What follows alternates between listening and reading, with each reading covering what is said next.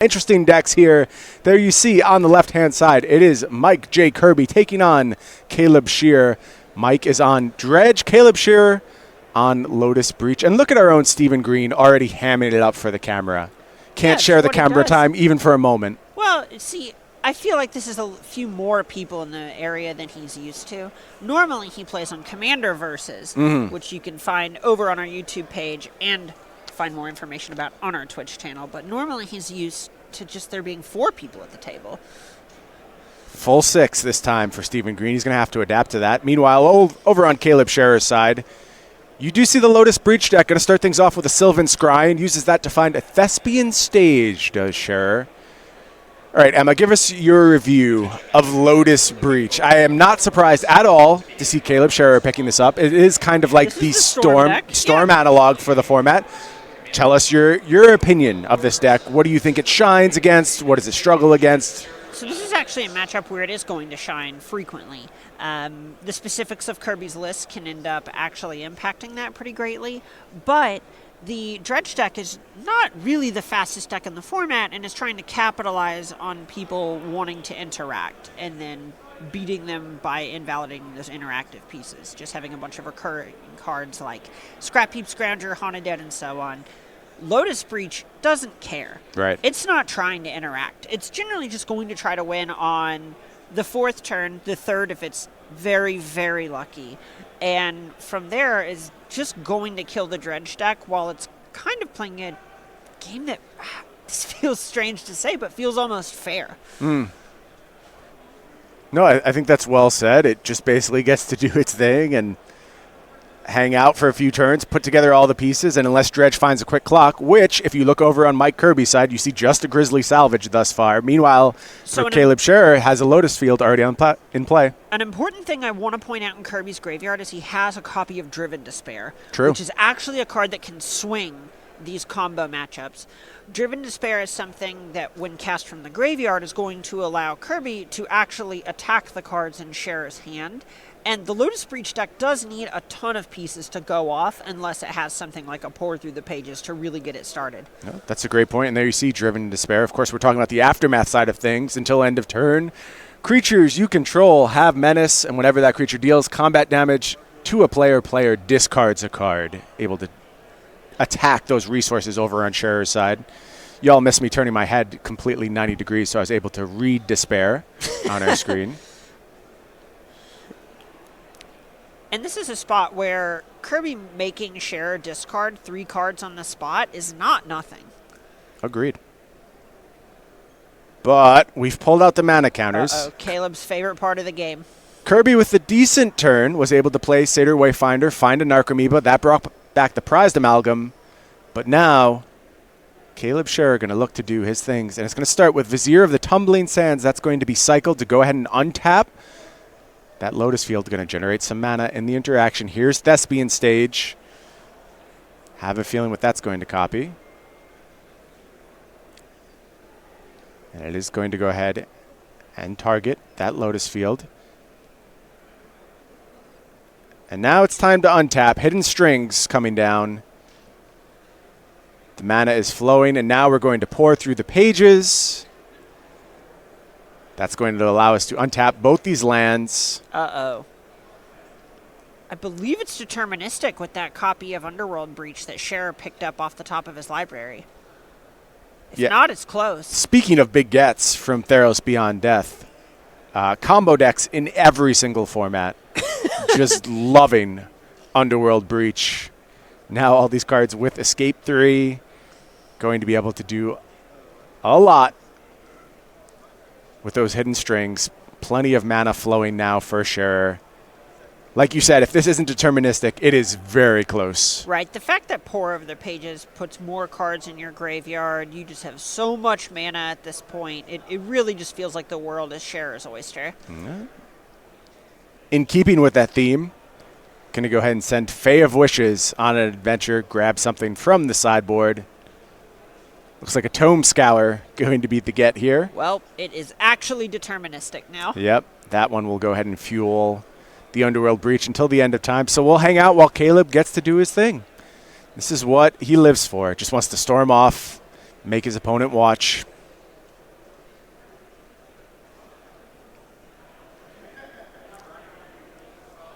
I think he's attempting to display just how deterministic this is at this point, but opponent could certainly make Caleb show. And of course, there is some benefit to seeing the entirety of your opponent's list. Yeah, absolutely. One of the things about this combo is rather than drawing the cards, it does mostly put them in the graveyard, which means you do actually just get to see every card in their deck. Valuable information as we head into a Game 2 situation. And having the information of things like how many copies of Fae of Wishes Scherer is playing is something that Kerby can use while sideboarding.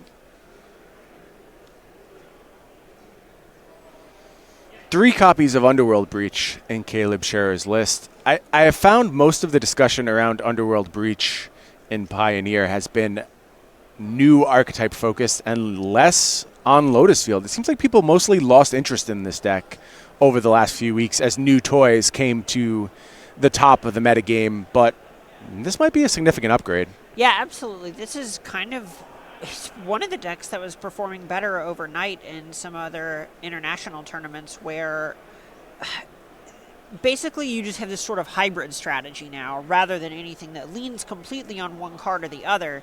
So if they answer your Lotus Fields, you can eventually just go off with Underworld Breach. And if they answer Underworld Breach, you could do the traditional Lotus Field thing. It doesn't sound bad to me. You love having those bifurcated game plans. And you see Scherer just alternating back and forth between Tome Scour, Hidden Strings, making mana, fueling the graveyard.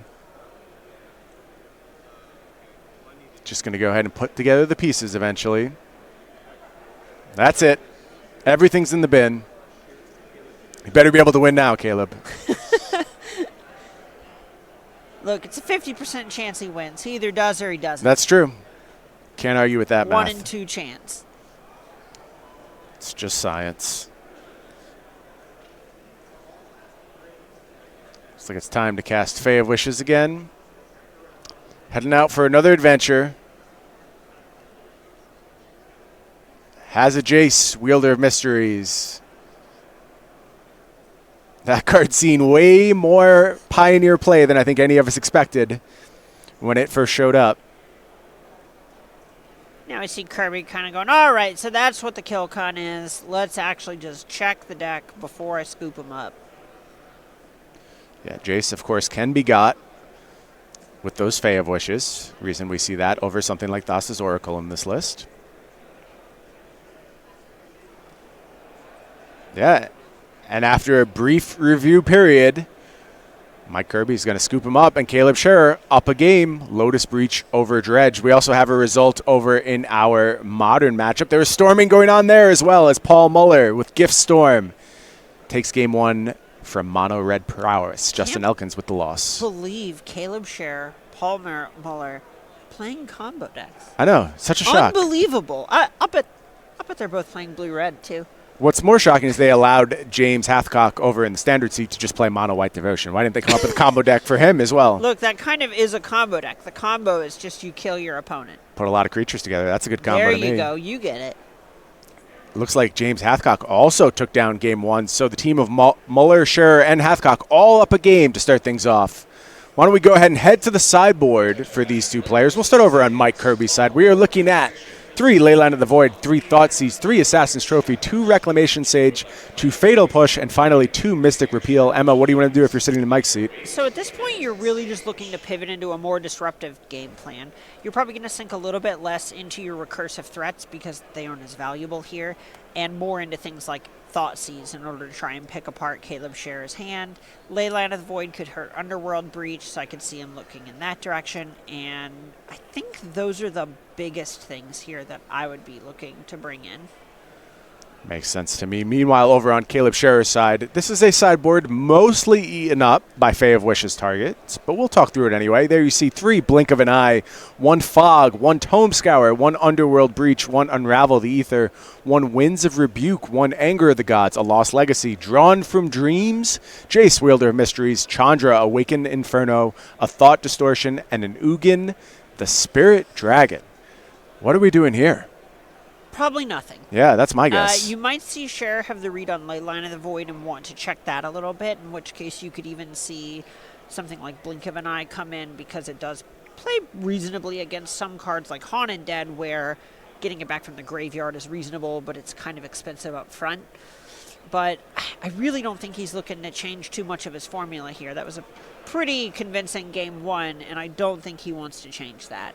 Yeah, Mike Kerby would have to take some big strides forward to be able to reasonably pressure Caleb Scherer. I think you just stand pat and you say, show me what you got, Mike. So Stephen Green, unfortunately, the recipient of a loss in game one. If you enjoy seeing Stephen Green lose, you might want to check out Star City Games Commander Versus every Wednesday, 5 p.m. Eastern, StarCityGames.com. Of course, the home of Commander Versus. You can watch that right here on our Twitch channel. Catch it on YouTube as well. I just love seeing Stephen Green lose. There's nothing I like better. You know that murder is illegal in Virginia, right? Like, you can't just kill people in front of an audience. Deed's done. That I'll live with the consequences now. We're on the run. This is hashtag SCG on the lam. I like it. Yeah, Stephen Green used to be in charge of handing out our cash stipends on the weekend, but hasn't been doing that lately, so I feel totally comfortable just insulting him. I know he's not going to be able to run away with my money, so... Yeah, okay, cool. No doubt. Love it. Just bury him live on air. Although I do like his deck choice, Teamer Adventures. That's a cool little one picked up by Stephen Green. Yeah, it's another deck that's actually pretty well positioned to just go over the top of what other people are doing right now. I'm a little bit concerned about its positioning against the mono red decks in the format. But if it's leaning into things like Arboreal Grazer to try and skip it to those later phases of the game, then I could really see it putting up good numbers this weekend.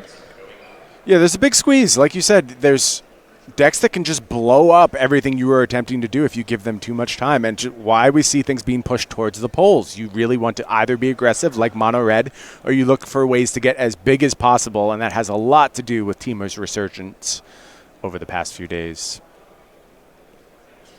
Right, and I think we're mostly just going to see Green forced to lean into things like Lovestruck Beast, because whenever you're playing adventures, you're probably going to have things like Lucky Clover, Edgewall Innkeeper, similar to the aforementioned Sacrifice problem with the Jund deck. A lot of space. You are a synergy deck, and you really don't have that many extra slots to use up. James Hathcock's deck being labeled as Mono White Devotion. You want to check that one out over on Cardboard Live. I think this is closer to Mono White Life Gain. This looks like a deck built by my friend Jerry Thompson. I was playing it a lot over the last few weeks, and he told me he built the deck by searching for life on Scryfall and just throwing all those cards in his deck, and it came together to something really powerful. 4 Heliod, 4 Linden, 4 Ajani, Strength of the Pride, some cards that haven't really had the chance to shine, but when you put these cards together, this deck can do cool stuff too. And you know what this deck does? Beats the absolute brakes out of mono red. A lot of life gain. Imagine if you're playing a burn deck, a deck with shock in your deck, and every single card in your opponent's deck has the words gain and life on it. Maybe Not it great. triggers off gaining life like a Ajani Pridemate, but outside of that, lifelink, ETB gain life triggers, when things attack triggers, when things die triggers. It just... You're basically having to deal 50 when your deck's built to deal, 25. Beyond that, there's also the sizing issue that comes with the fact that as all these creatures are gaining life, they get routinely larger as the game goes on, and now all of your removal spells are completely ineffective. Oh, yeah. Have you ever tried to kill a Daxos with a burn spell? Not going to happen. Yeah, exactly. Not unless you killed everything else. Yeah. It's just impossible. I mean, you can try, but very few people try to kill 6 or 8 toughness creatures with shock and stomp. Yeah, I like the mono white deck. It does a good job of being able to play large games as well. Depending on how Simic-based decks are built, you can actually outscale them, which I know sounds unbelievable given all the things they can do. If they're ramped, they tend to have the Finale of Devastation endgame or an Adrian of Treachery endgame, or if they're Reclamation, obviously they're just casting Reclamation for a billion. But if you're just gaining tons and tons of life, your creatures are all 10-10s, 11-11s, you can actually overcome that with your best draws. Yeah, there are plenty of curves that involve Ajani's Pridemate and Ajani making more Pridemates and your turn 3 having a Heliod or something like that, where they're just on the back foot for so long they just can't snowball any sort of advantage to go over the top of you. Right. If you're somehow able to get larger than Storm's Wrath, You're in good shape as the mono white devotion deck. You say somehow. I think the somehow is just playing your cards. On curve. Yeah. Yeah. Yeah, you just put them on the table and, let God sort out the rest. That could happen. Looks like players are ready. Mike Kerby going to start things off with the tap land. Caleb Scherer says, I don't have time for that. It's Botanical Sanctum. Reach on up into the hand, put a land down. That's the flavor. I never understood it until exactly this moment. Now I get it. Finally. What can I say? That you one's just on unlocked. the house. You unlocked Arboreal Grazer for me. Satyr Wayfinder going to be cast by Mike Kerby. I'm having some Hogak flashbacks right now. Pretty disappointing Wayfinder. Yeah, not ideal. How about a Wayfinder over on Scherer's side? What can he find? It's like just Temple of Mystery going to be the grab. It's a weird spot where that one on paper is similarly disappointing, where you hit a payoff card, another land, and something else you don't super want in your graveyard. But when you have cards in your deck like Underworld Breach, just having cards in the graveyard has value. Right. Yeah, buy them back in the future. I guess in the same way, Kerby has the Gurmag Anglers, may be able to convert these cards into resources later on. There you see those Leyline of the Voids. They made the cut. Not great when Satyr Wayfinder's slipping that one over, though. And this is sort of the risk of putting cards like Leyline of the Void in your deck and diluting your synergy deck. Is here, Kirby's just not doing anything. Nothing. It's not by choice, right? He's had a couple of enablers. He had the lands to cast them. You keep this hand, but it definitely increases the fail state of your deck. Yeah, it has accomplished absolutely nothing thus far. And meanwhile, Caleb Scherer with a big draw on that turn. Grabs Sylvan Scrying. That's going to go ahead and put the Lotus Field onto the battlefield. All the setup steps coming together for Caleb. And Mike Kerby has done nothing. Yeah, he needs to find something and just get some sort of battlefield presence or a disruptive piece right now. This is the turn. Kerby going to take the draw. What can he put together in this critical spot? An attack with Satyr Wayfinders. Scherer going to go ahead and make 2 blocks. What's Mike's follow-up? Scrap Heap Scrounger. Not what we were looking for on that turn. Caleb with a lot of pieces already in hand. It's possible that Kerby has an Assassin's Trophy hiding out. Okay. We can't quite see the contents of his hand, and I can see a case for trying to clothesline your opponent.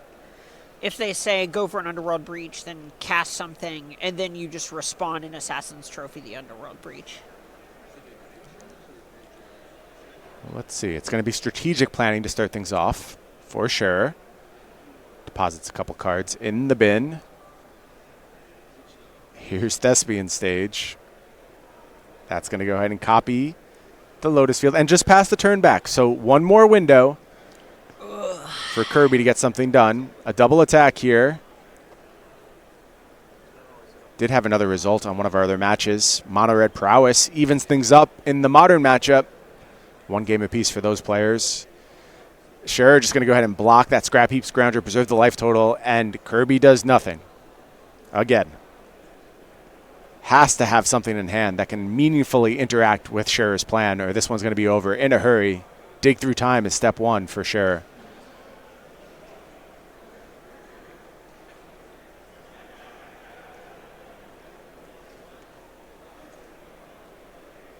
Wild that this card has made it in as long in this format as it has. Can you believe Felidar Guardian and Saheeli is less fine than Dig Through Time?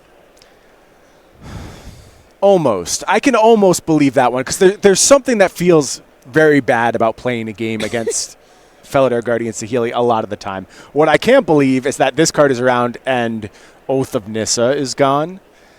Like, that's just pretty wild if you think about those 2 cards in a vacuum. I'm sure that Nexus of Fate was the problem. It usually is. Historically, that has been the case. Another strategic planning going to be cast by Scherer, and you have to assume he's just got it all at this point. He's about as strategic as they get. Yeah, good point. This should be his invitational card. Well, he has one of those. It's true. The Storm counter. That was a pretty good choice.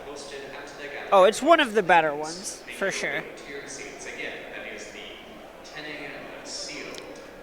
No, you've been thinking a lot about your potential invitational tokens lately. Not going to discuss that on air, Emma.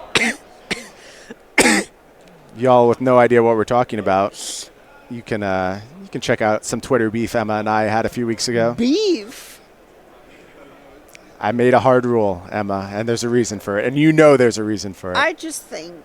Don't want to hear it. You know what you did. I just want to be a Disney villain on an SCG token. Okay. That's nice. I hope you get to live that dream someday. Caleb Scherer going to live the dream of casting Underworld Breach. And if this is allowed to do its thing, this one's over. If you got that Assassin's Trophy rolled up, it feels like it's about time. I wonder if you're supposed to wait until Scherer puts himself down to 2 mana when the next spell is the Hidden Strings, and then you tag it. Okay. That's interesting. Or he just plays around it.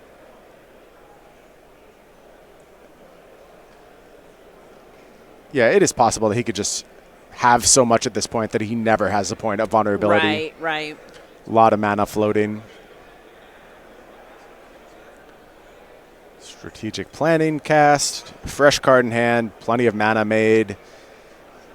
Time for some more strings.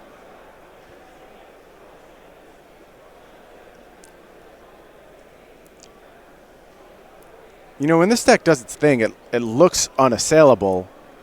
What's holding it back in the format? Why isn't this solidly in the top tier? I think it's floating around the top tier, but I don't think anyone would include this in tier 1 of the Pioneer format. So one of the biggest issues is basically that a lot of players have moved over to playing Thoughtseize decks. Mono Black Aggro, one of the bigger decks in the format. And then you also have the Dimir Inverter deck, which is a Thoughtseize deck that also plays Thought Erasure and has Mystical Dispute. And then that gets over to the next point, and that Mystical Dispute is very popular in the format right now, and the card is incredible against this deck. Okay. All good points against it. Caleb Scherer just going to the sideboard again. Going to grab a Tome Scour. And as we saw, Tome Scour plus Underworld Breach is enough to be basically deterministic, and that is going to get the handshake from Mike Kerby. And Caleb Scherer takes down the match for his team. Or excuse me, the game for his team. Wait, how do we break these down? So the match is the broader result of these 3 matches being played? We just use redundant terminology there? What if we call it Sub-match? Caleb Scherer won the Pioneer Fisticuffs? Okay. Well, that is the go-to term from now on. Congrats, Caleb, on your fisticuffs victory. Richmond's a wild city. It really is. It really is. And now we're going to cut to this match. Mono White Devotion versus Stephen Green's Teamer Adventures. Try and parse this battlefield. We see a Hushbringer on the side of James Hathcock, looking to slow down Stephen Green in some instances, possibly.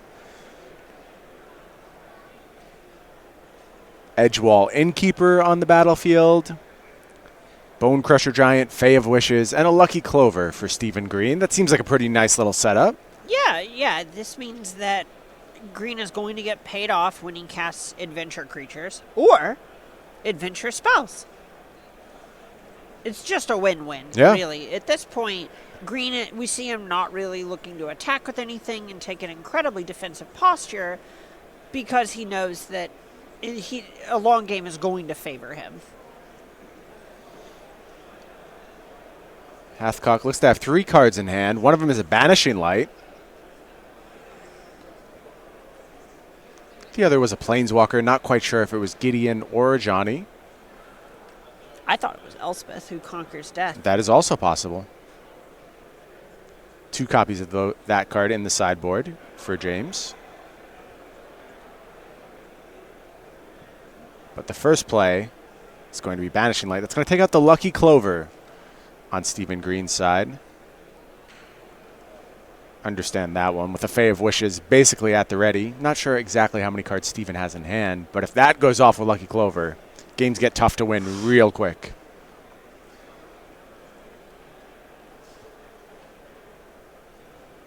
Oh, is this Hushbringer just going to get eaten?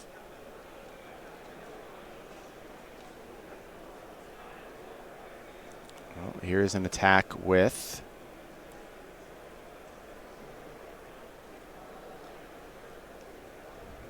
looks like Hathcock having to think here.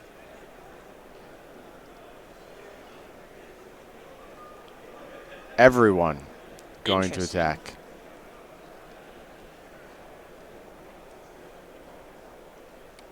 And the Brazen Borrower that was previously on adventure.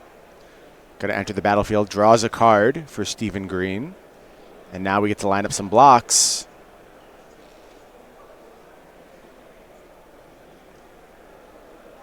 And as you feared, Brazen Borrower is going to go ahead and hop in front of that Hushbringer. Believe that was the Heliod activation on Daxos, giving that card lifelink.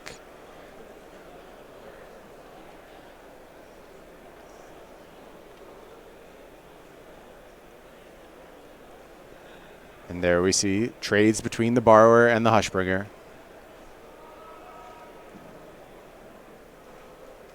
And a couple of counters available for James. Going to put one on the Daxos, one on the Heliod. Passes the turn back to Stephen Green.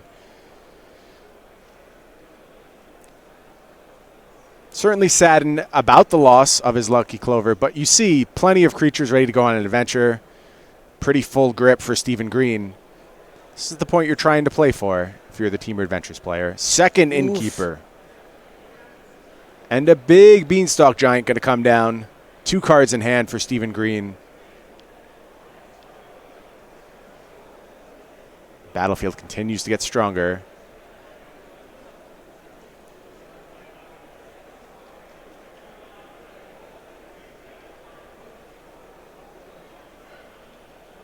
Stephen tapping a little overzealously there. Hard not to get excited when you get to cast a Beanstalk Sure. Giant. Love me a hard cast Beanstalk Giant.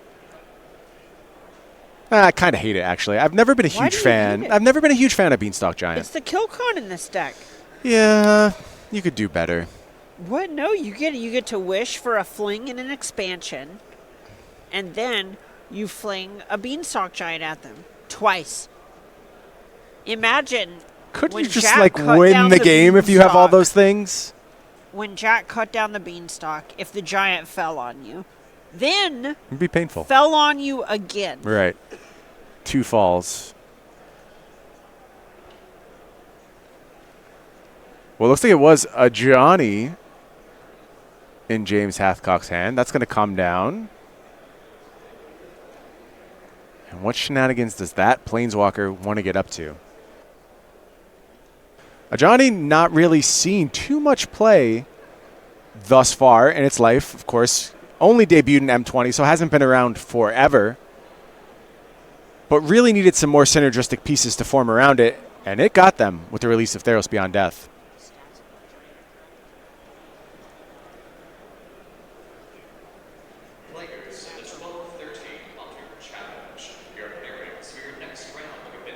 Here's a Healer's Hawk follow-up. It's going to go ahead and trigger Heliod. That makes the Daxos a little bit bigger. This is that outsizing you were talking about previously. This Daxos is colossal. It might be able to attack into Beanstalk Giant.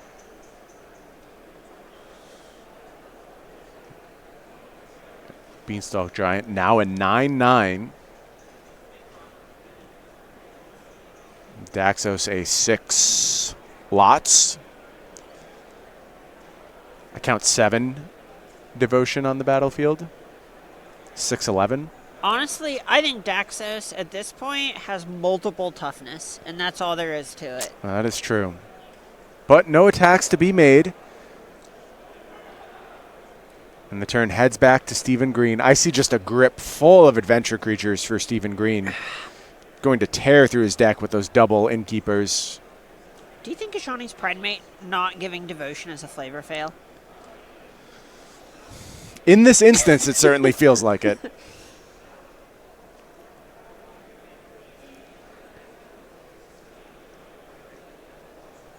And it looks like Stephen Green has headed to the sideboard with the help of Fae of Wishes and grabs the Domery's Ambush. considering we're at a point that removal spell now. Gonna go ahead and shock. It's never a good sign when your opponent is shocking with 5 mana already available. Here's a Bone Crusher Giant. Gonna take down Healer's Hawk. It's starting to feel like green just has it all.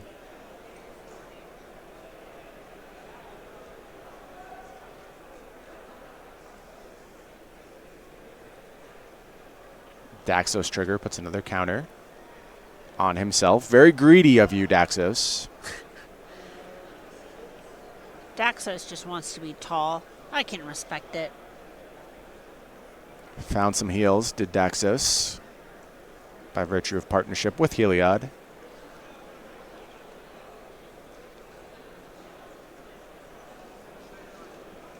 Green just mapping out the rest of this turn, has to figure out what he needs to prioritize. What is the biggest threat on this battlefield right now? Domer's Ambush going to use Beanstalk Giant to take out Johnny's Pride Maid.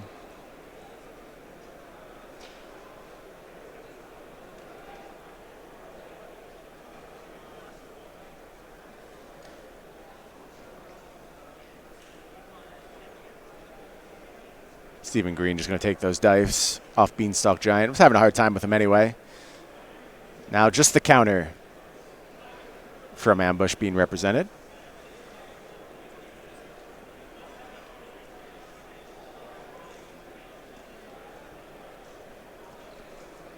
Do have a result from our modern match. Justin Elkins takes down Paul Muller 2-1. Mono Red Prowess over Gift Storm, and that means what you're watching right now will decide the outcome of this match. Love a good decider. Mm-hmm. A decider fisticuffs, if you will. Right.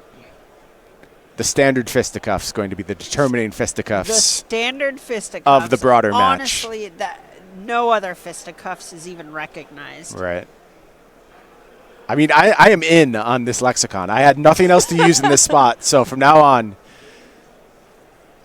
what are you fisticuffs doing? it Oh, is. yeah, I'm playing in the Team Open in the Pioneer Fisticuffs scene. Yeah. I took down my fisticuffs, but both my teammates lost their fisticuffs, so. Ooh, that's nice. I bet it's even rude to talk about fisticuffs in the context where one would actually use that word. So really, it just fits. I think so. No one wants to hear about your fisticuffs record. Right. It's about the match record, not the fisticuffs record. There you go. Yeah, perfect. We'll be teaching that lesson throughout the weekend. Here When from a team SCG loses Richmond. a team. That's right. I believe in that wholeheartedly. So the turn is back to James now.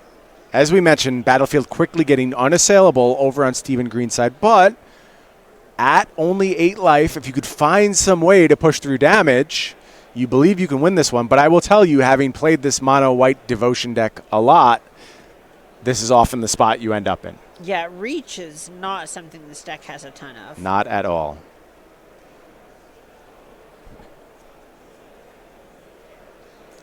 So looks like Daxos is going to go ahead and make an attack here.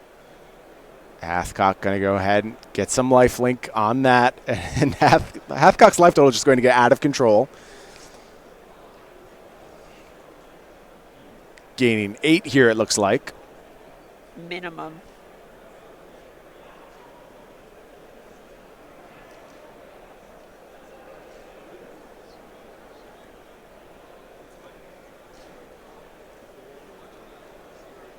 Time to minus the Sajani. Get another Pride Mate in play. Oh, does that kill the Helios? Or the Daxos, rather? We will check on that. 6, 7, assuming, 8, 9, 10? Assuming we're minusing here. No, we're zeroing. Oh, because his life total is high enough. Mm-hmm. I still think the Daxos should be dead. We will absolutely check on that.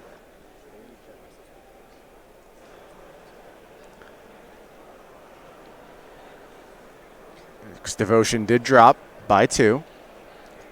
Daxos has 11 damage on it.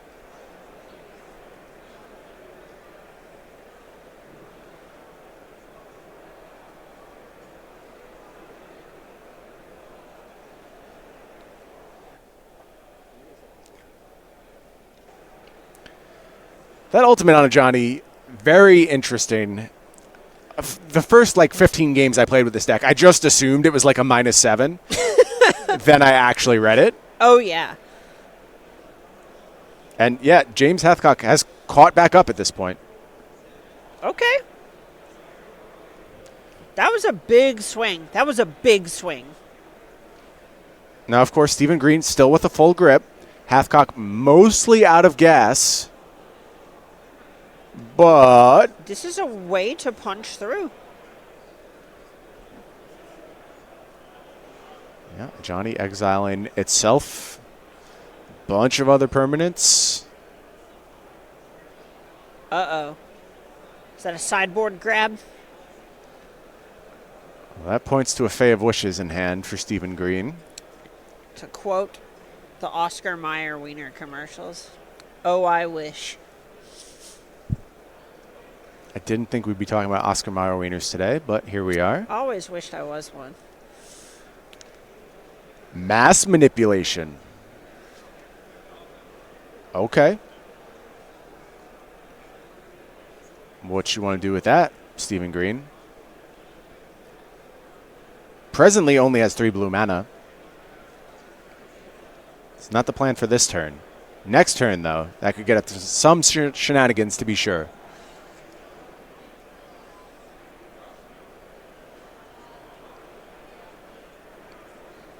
Does need to figure out how to navigate this turn, though. Fae of Wishes from Adventure going to be cast. Just wants a blocker on the battlefield, it looks like. Can Hathcock find a way to punch through these last 8 points of damage?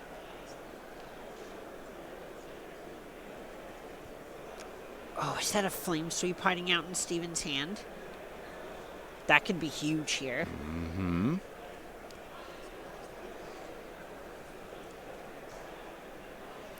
Yeah, especially just given the incentives. Hathcock is incentivized to minus prior to combat. Because you want to get multiple triggers when you give your Johnny's Pride Mate lifelink.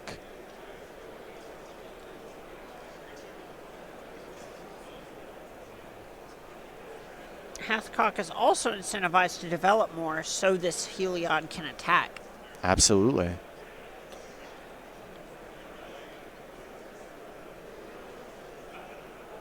Oh, is that an actual Ajani's Pride Mate?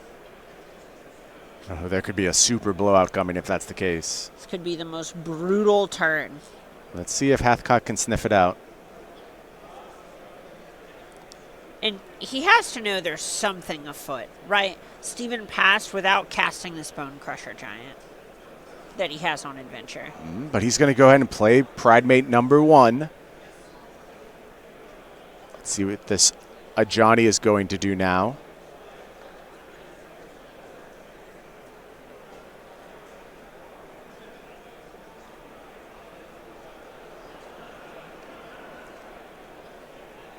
Either way, this isn't going to go great for James. No. It's just a question of how bad is it going to go. All right, plus. And as you read, Flame Sweep.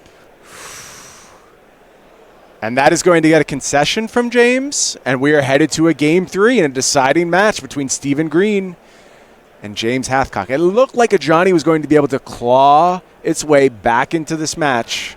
But Stephen Green with the perfect answer at the ready. Right, and especially when you roll it up to 4 there and you know there's a mass manipulation coming the next turn, you know that mass manipulation represents at least 2 more Ajani's Pride Mates on Steven's side of the battlefield. It's just such a brutal turnaround. Absolutely. I want to talk a little bit about sideboarding for these players. We don't have them to pull up on screen for you, but I do want to talk through it. Over on James's side, he's looking at 2 Elspeth Conquers Death, 3 Gideon Blackblade, 2 Heliod's Intervention, 2 Tomic Distinguished Advocates, 3 Glass Casket, 2 Devout Decree, and a Mobilized District. You see anything that could really help James's chances in these post-board games? I think for the most part, he's just trying to really apply pressure here.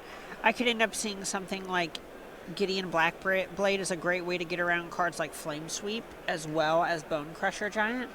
So I think that's an attractive option that also gives a proactive answer to something like Lucky Clover if Hathcock can make it stick around for a couple of turns. Makes sense to me. Meanwhile, over on Stephen Green's side, it is another one of these Fae of Wishes sideboards. So mostly Wish targets. The non-Wish targets, 2 Aether Gust, 2 Mystical Dispute. I don't think you're interested in either of those. I will say there is an Aether Gust in the main deck for Stephen Green, so you're replacing that with something from the sideboard. Other options are Mass Manipulation, Lava Coil, Return to Nature, Domery's Ambush, Sorceress, Spyglass, Apulsa Marasa, Once and Future, Chandra, Awakened Inferno, Embercleave, the Great Henge, and finally, Escape to the Wilds. Here I'd probably be looking at either Lava Coil or Escape to the Wilds, depending on what he thinks his role is in the matchup. I would be leaning towards Lava Coil just because it's a better defensive card here when you're going to be on the back foot most of the time. Sure. But if he thinks Hathcock is going to pivot into a more mid-rangey role, I could see a grindy tool like Escape to the Wilds being what he wanted here. Makes sense to me. It's like players are debating their mulligan decisions. While they do that, why don't you let me tell you about SCG Premium? If you want to read things from Emma and I, and there you see Emma front and center in our little ad here, you of course have to head to scg.com/join-premium. That's the way to get all the exclusive content. Emma Handy, Jerry Thompson, Paulo Vito Damaderosa, for some reason also me. Of course, you get all that content, 5% off your sealed products, 10% off singles, and 15% off supplies. You know I love those discounts, Emma. I can't pass them up. Okay, we just kind of glossed over a little thing you did there that we're going to have to cut out right now. I did not like you talking bad about my friend Brian. Did not like that. It's 2020. We're being wholesome this year. Okay. Oh, I'll go completely the opposite way then and say my well-deserved premium spot where you all should certainly be paying for the privilege of reading my articles on a week-to-week basis. Love it. Full heel turn.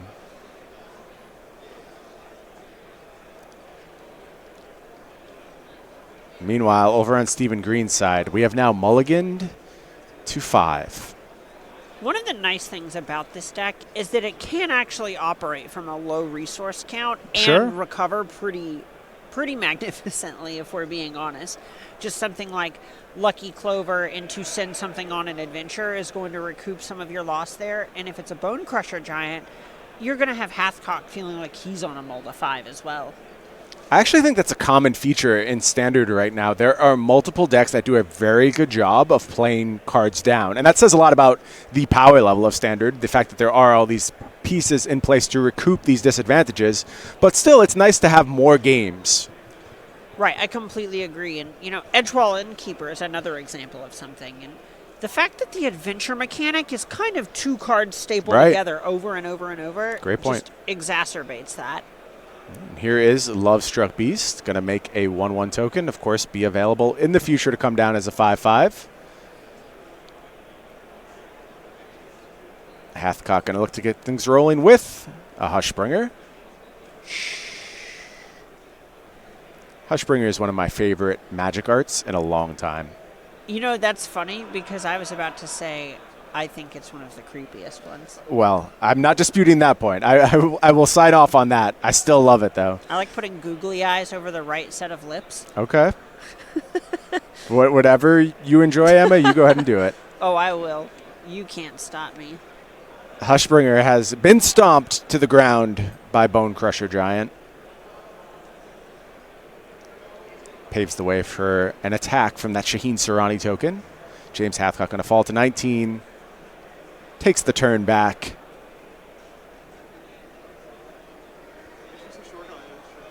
Nice full grip. Banishing Light at the ready, should he want it.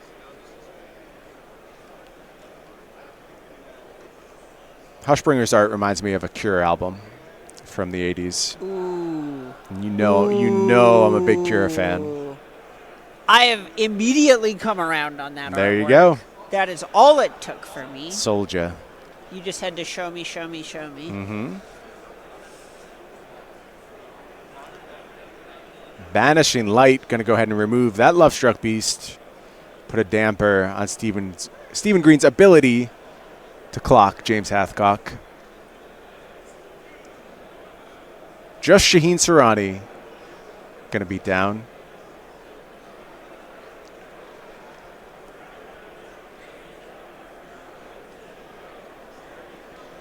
An edge walling keeper. Gonna do its thing. Bone Crusher Giant draws a card. See, does this look like a Mulder 5? This looks very good to me. Very, very good on Stephen Green's side. Starting to recoup some card advantage. Has a nice battlefield presence. Only that Heliod on James's side. We know that card can go off very hard. But it needs some help. This deck kind of needs to put its pieces together. That's what it does. It makes this really incredible mush of a bunch of individual cards. And as cards are answered on a one-to-one basis, the likelihood of that happening goes down and down. And you see in hand, I think it's just Heliod's Invention and possibly Gideon, neither of which does anything here. Yeah, this is a rough spot where those cards do not play very well defensively, and this is the strength of a deck like this Clover deck, where Bone Crusher Giant and Lovestruck Beast are so good at turning the corner. Yeah. Things starting to look very strong on Stephen Green's side. I will point out there is a mobilized district available for James Hathcock. Don't want to lose track of that one as we consider the paths forward in this game.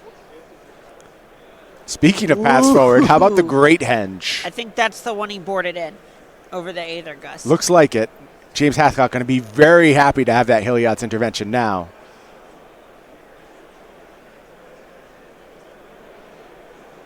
And that is going to eat an immediate intervention. I don't know if Stephen Green got his 2 life there or not.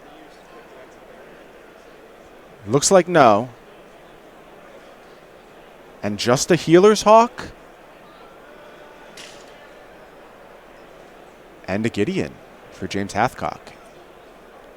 Now, those cards together can bring that Heliod online.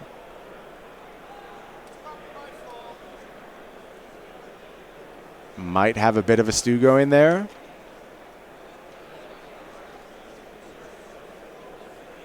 There is Gideon. And here's the Healer's Hawk. All right, so this puts Heliod online. Yeah, can also give it some lifelink this turn. Pick up a counter. Pad your life total. And now things look very much in James's favor. Swingy matchup we're seeing here. Heliod's an incredible, incredible Magic card. It does so many things in just this style of deck, which you would expect it to, but also these Pioneer Heliod Walking Ballista decks look nice. I think they're still being figured out. I don't think it's the scourge of the format that everyone thought it was going to be, but in the decks that can utilize both sides of Heliod, I've been very impressed by the combo. Yeah, absolutely. It's something where you just get to play it for free Yes. a lot of the time. It's almost like the old Birthing Pod decks that had a Malira to immediately win. So Stephen Green had another Bone Crusher Giant at the ready to take down Healer's Hawk. That means Heliod comes offline, and it also means a clear path forward for attacking that Gideon. And just like that, everything has swung back in Stephen Green's favor. Hathcock is hellbent. Just drawing off the top, praying for help. Uh-oh. We're looking at a Daxos. Yes, Showcase Okay. Daxos going to come down. Something. Still don't have our Heliod, but Makes it easier to make Mobilized District happen. yeah.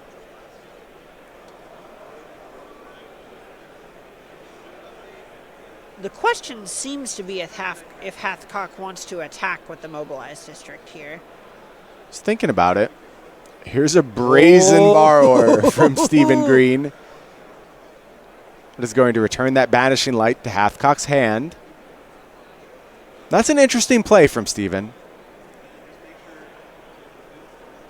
So my thought is this is him just turning the corner. I think it's just all Right? about attacking, right? Exactly. Even if it gets Banishing Light, has Banishing Light cast on it again, there's now a Brazen Borrower, another Bone Crusher Giant Yep. on an adventure. Who cares? Yeah, and gets to pick up a couple cards as well.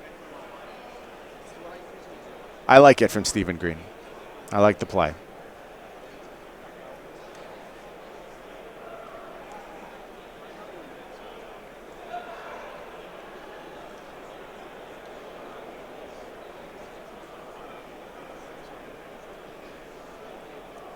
So here Hathcock does have the option to animate Mobilize District for 2, block the Bone Crusher Giant. Oh, Heliod's not a creature right now, so Mobilize District doesn't see it, excuse me.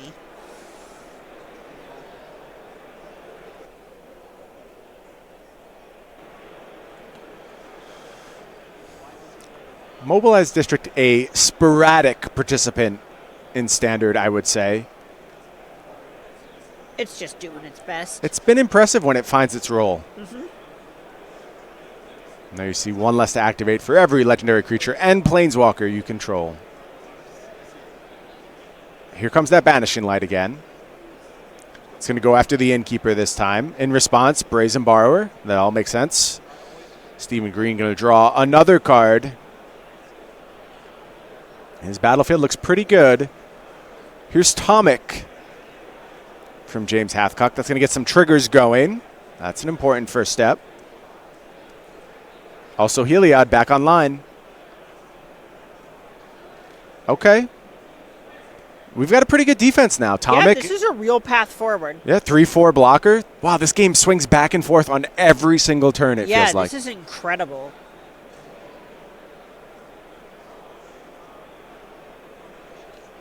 Tomic might have just secretly been the perfect draw. It was so good here. Being able to hold off this Brazen Borrower is huge. Green does still have a couple cards in hand.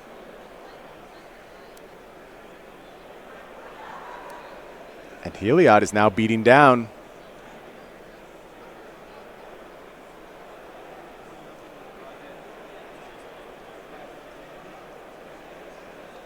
This has been an interesting game. You ever find matchups that you're just like, okay, we should preserve this one and play it over and over, keep it in a box somewhere so when we're ready for it, we can just pull out some mono white devotion versus some Teamer Adventure matchups. Oh, yeah, and you just get to play a ton of Magic.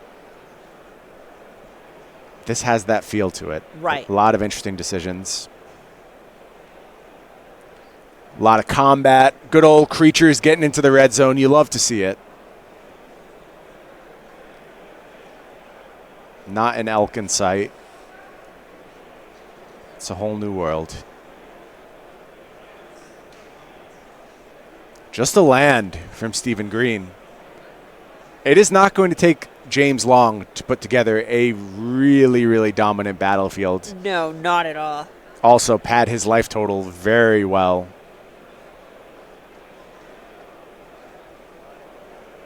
Yeah, at this point, you're just the aggressor. Ooh. Time to attack. This Tomic attack is sketchy. What if there's another Flame Sweep? Scary.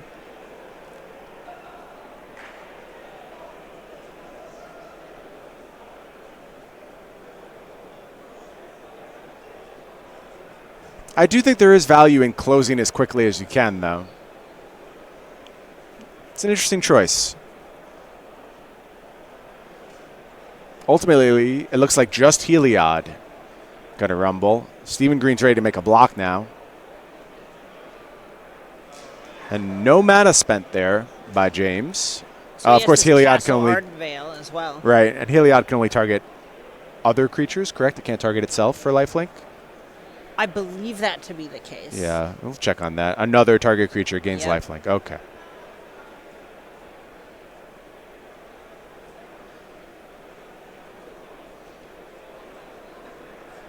If it could just lifelink itself, I could imagine that being the most miserable control finisher ever. Right. That gets real awkward real quick.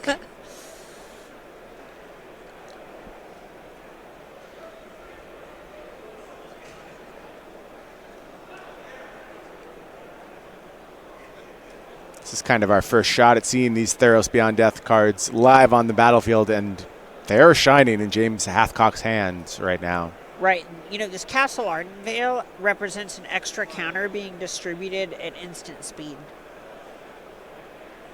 Very true. Get that Daxos trigger.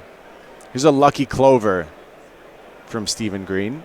Could be good if there's something else to go with it. But there you see James Hathcock going to do a bunch of pointing. Life gain from Daxos. Going to trigger Heliod.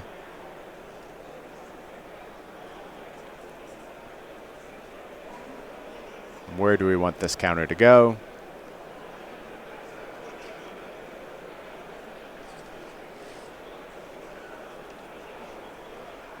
I like putting it on the Daxos here. This is helping him posture to actually start applying pressure with it. It's like another Heliod's Intervention in James's hand. Could take out that Lucky Clover now, or maybe just wants to hang out, wait till there's a bit more value available. It's risky. So it looks like the other card hanging out in hand is a Daxos, which, if you Legend Rule it with a Daxos, is distributing a couple of counters. Yeah. You also get some Vigilance, kind of, sort of. Well, you can just let the fresh one die as well if you don't want to lose the one that has a counter on it. Sure. A lot of options for James. And it looks like we have officially reached turns. This is going to be turn 0. And that means James is going to have to find a win across his next 3 turns if he's going to pull this one out. I think that's the position we are in. It's the question, is James going to win, or is this going to be a draw? I don't see a path forward for Steven at this point. Fae of Wishes and Beanstalk Giant. I guess so. I mean, there is the Heliod's Invention in James's hand. Might prioritize dealing with that Lucky Clover before the turn heads back to Steven.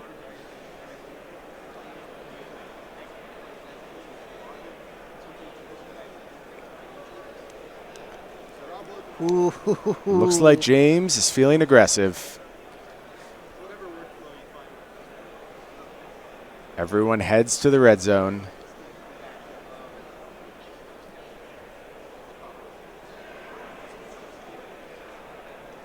Heliod's Intervention also able to distribute counters at instant speed if you so choose. Definitely something to keep track of if you're ever playing against this deck. They can do tricksy stuff.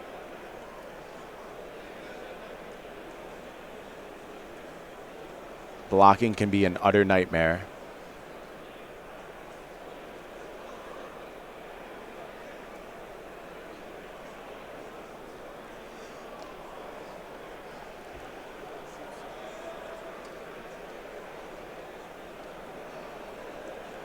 Hathcock getting up to some counting, figuring out what the play is. Is there an activation to be had?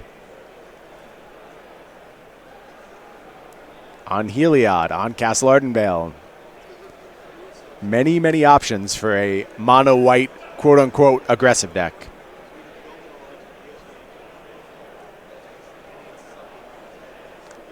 Looks like Heliod going to give the Atomic lifelink.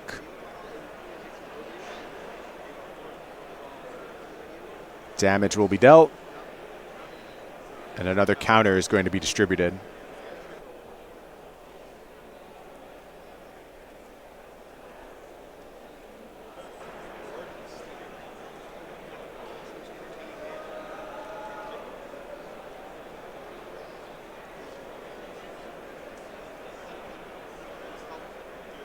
Here's that flame sweep you were worried about, Emma.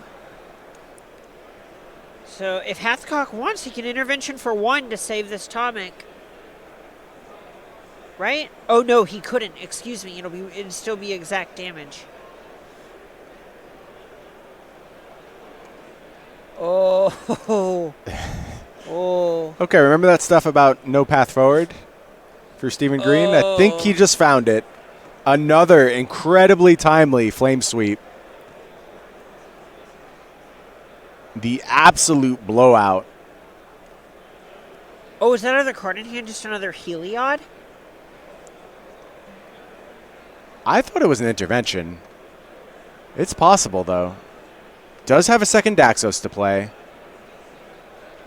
And now here's turn 1 for Steven Green. Edgewall and Keeper. Okay, both sides now are available, but no other plays for Steven. Now you got me wondering, Emma.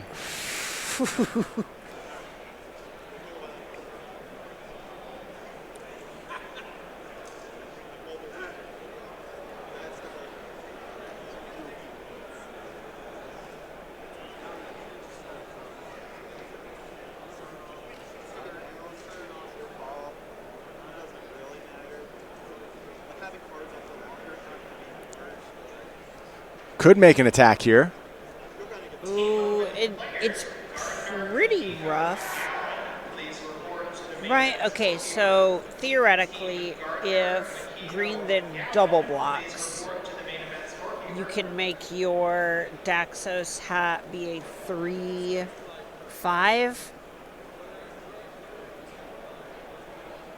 I don't love the attack here.